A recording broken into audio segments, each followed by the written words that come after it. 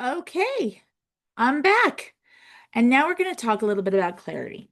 Now, we're looking at the same slide that we were looking at before, and we're looking at a D diamond versus an H diamond. And I want you to see the difference in price. The D diamond is worth $12,000, and the H diamond is worth $9,000. So that's a pretty big difference. But let's look at some of these other things that they're telling us. They're both rounds. That's easy. They're American Standard cut. There you go. This D diamond is a little smaller, just barely smaller in its carat weight. Here's the color, D and H, and then there's these little letters after, letters and numbers after. And this one says VS2 and this one says VVS2. And what this is referring to, it's its clarity. And what clarity is basically how much gunk is on the outside and on the inside of the diamond that make it not perfectly clear. Okay, perfectly see-through, perfectly no obstructions, all right? And what you are going to discover is that VVS1 is way better than a VS2. However, even though this has a much higher quality in its clarity, because it's an H, it is not worth as much. This is a clearer one, but it is a more yellow one. It has more color, and therefore it is not nearly as valuable. So let's talk about clarity. It turns out that clarity is kind of a big deal, but it's not as big of a deal as the color.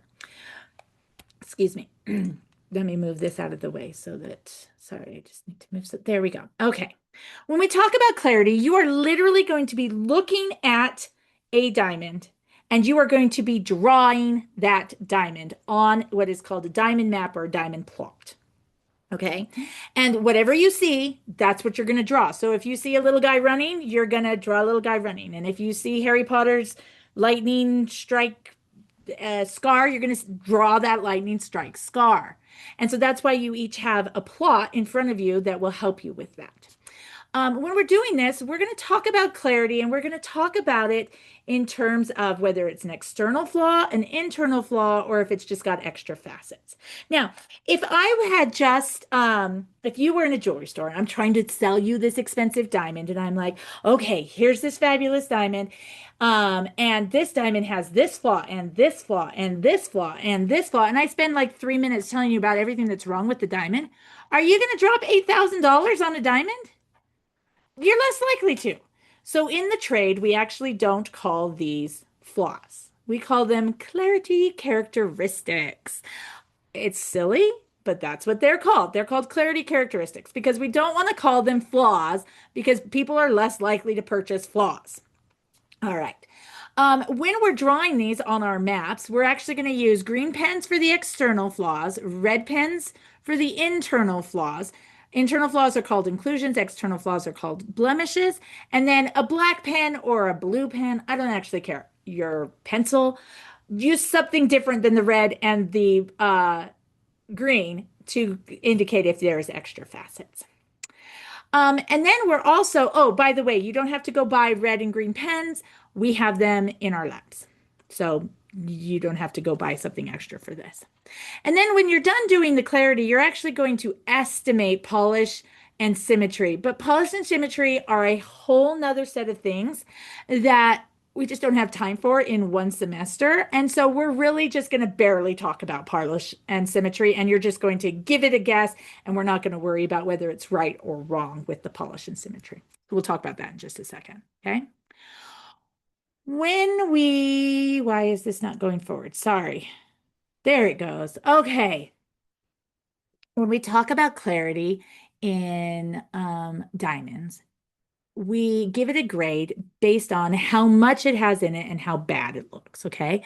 So just like everything else with GIA, they've given it like different scales, and we can have a flawless diamond, an internally flawless diamond. We can have very, very slightly included, all the way to included. And there's different stages for each of these. So I will tell you this. I have never seen a flawless diamond. Like, I've never seen a flawless diamond. I don't even know if I've seen one in pictures. That means there's literally nothing wrong. It's been cut perfectly. It's been polished perfectly. It has the perfect symmetry. It is got absolutely nothing wrong with it. It is 100% perfect. None of our diamonds are 100% perfect. So you're not going to name any of them flawless. Internally flawless diamonds are less rare, but they're also not very common, and we don't have any of those either. All right.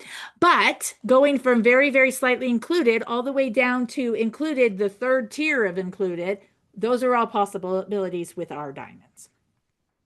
Now, as you're looking at these, you'll see that there's abbreviations. There's VVS1 and VVS2, which is very, very slightly included. Then we go very slightly included, and included. Now, included has three categories, whereas all the other ones have two. And sometimes it's very difficult to figure out what is the difference between extremely difficult to see minute inclusions visible and very difficult to see minute inclusions visible. So that becomes something that we're going to teach you, and we're going to let you compare to other things, and that is how you're going to figure out what is the difference between the two.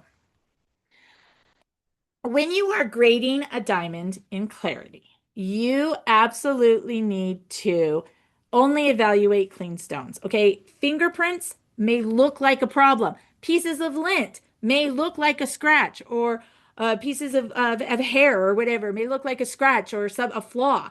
All right, so make sure you're always evaluating clean stones. All right, use the gem cloth to polish the stone. Okay, use the paintbrush to remove anything that's extra on there as you're looking at it. You're going to be using the dark field stage, that's the top hat stage, and the gem tweezers, the ones that are attached to your microscope. And what I would do is I would look through the microscope, table up, and record every flaw I see, twist it around, look through the microscope through the pavilion, so the bottom up, and record everything you see, and then try to look around the girdle just to see what you can see. See if there's anything that you can't see. And that's how I would suggest that you do this. Now, the gem cloths are inside of your drawers, so you should be able to find those. After you've drawn everything you see, and so maybe yours is going to look like this, or maybe it's going to look like this, which has got a whole lot going on with it. Once you've gotten all of those things drawn, things that are on the outside will be the green pen, things that are on the inside will be the red pen. Then you're going to name everything you saw. Okay. And how are you going to do this? Well, basically, I am going to allow you to look at a whole bunch of different pictures. Your TA will go through the pictures with you and will explain what each of those things are. And then you're going to look and see if you saw any of those. And then you're going to give them a symbol. So in your lab notes, which is online on this lab's page, there are these grading symbols, and they are 2 or 3 letters. Sometimes they're longer, but they're basically abbreviations for a lot of different things that can go wrong with a diamond. So for example, if you look here, you can see that there's something called a burned facet. And a burned facet, it has a particular white haze on it, and it looks kind of messy, and that's when extra heat during polishing. And so you would write, if you had a burned facet, you would write right here under blemishes, BF, burned facet. Okay, you don't need to identify which of these things that you drew is the burned facet. You just have to put it on there. You have to draw it on there, but then you would just tell me what you saw in here. And so here are all of these different kinds. If you saw a feather, you would call it FTR and things like that. So that's how you're going to do it. So these are on Learning Suite. Under content, under this lab, it has the clarity grading symbols. All right. And you're probably not going to see all of them. In fact, you rarely will see all of them. All right. A couple of things to remember as you are looking at your inclusions. If you can see them easily with your naked eye, like you pick up your gemstone and you haven't even put it under the microscope yet and you see an inclusion, it's almost definitely going to be an included diamond. Okay, it's going to be an I something, I1, I2, I3. If when you first put it underneath the microscope and you look at it, you're like, whoa, that's got inclusions. I can see them before I've even started to look. Then that's either going to be an SI, slightly included, or an included crystal. And location matters. If you remember that when a diamond is created, I mean when it's faceted, we're trying to reflect light. And that means we're reflecting everything else. They're like little mirrors inside. So if there is an inclusion in the wrong place, it can be multiplied. All right. So make sure that one inclusion isn't multiplied by reflections. In this particular picture, there is only one inclusion. It's this fat guy. Everything else you see is because it's multiplied by the reflections. It's a really easy way to tell this. You just tilt the diamond, and if some of them disappear, they're obviously just reflections. And finally, location matters also because a flaw underneath your table is easily seen. Remember, the table is the biggest facet. It's like the window into the diamond. And so if you have a little flaw, but it's right underneath the table, that actually is a bigger hit to your clarity than if it was off to the side where it's not as easily seen. All right, once you've got your drawing done, once you've like identified everything, then you're going to go to this website. This is the 4Cs website from the GIA. And what this will do is here, I'm going to go ahead and click on it, but it's also, there's signs up in the lab that show you where to go that have the web address on there.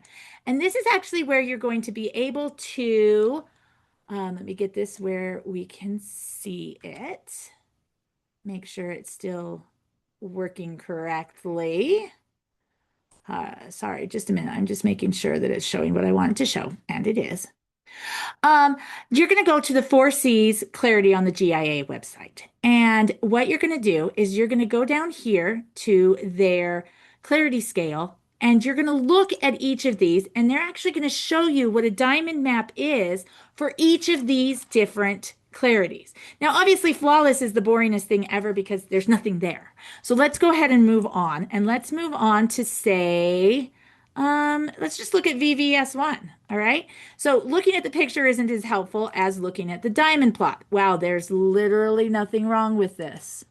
Oh, look, this little tiny guy on the pavilion. You can't see it from the top. So that would be very, very slightly included. All right, let's go to very slightly included. I mean, very, very slightly included too. So just a little bit worse.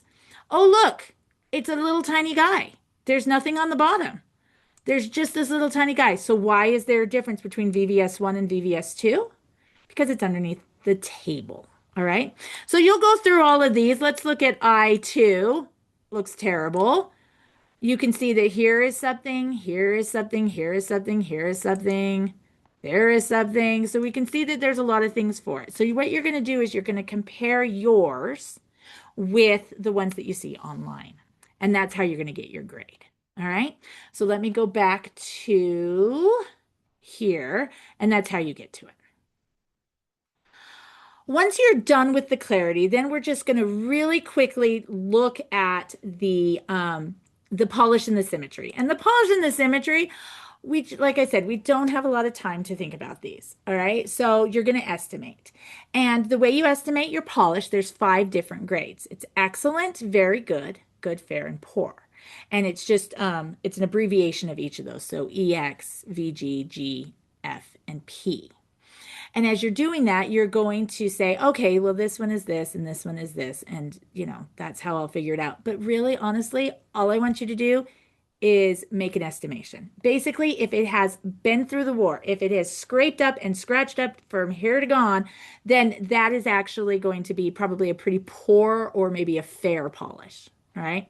Symmetry is something similar. You do excellent, very good, good, fair, poor. And when you have symmetry, it's like if you go down the middle of it, is it perfectly symmetrical? And sometimes they can be pretty bad and even still be considered good. So once again, you're just going to look at it. Does it look okay? If it looks okay, go for it. Call it very good or excellent. As long as you give us a grade, we're going to give you full points on this part because we simply don't have time to talk about everything. But we want you to be aware that it is something that can affect the clarity. When you're all the way done, you are going to look at this and you're going to say, here's your diamond, okay? You are going to give it a color grade because that was the thing that we did previous, and then a polish grade and a symmetry grade. You're going to give it the clarity grade. You're going to have the blemishes, the symbols for the blemishes, the symbols for the inclusions, and then you're going to have your drawing. And that's how you're going to turn this in. All right. Now your TAs are going to go through the inclusion examples at the end of this slideshow. And the reason why they're going to go through them, then they're going to go through them pretty fast.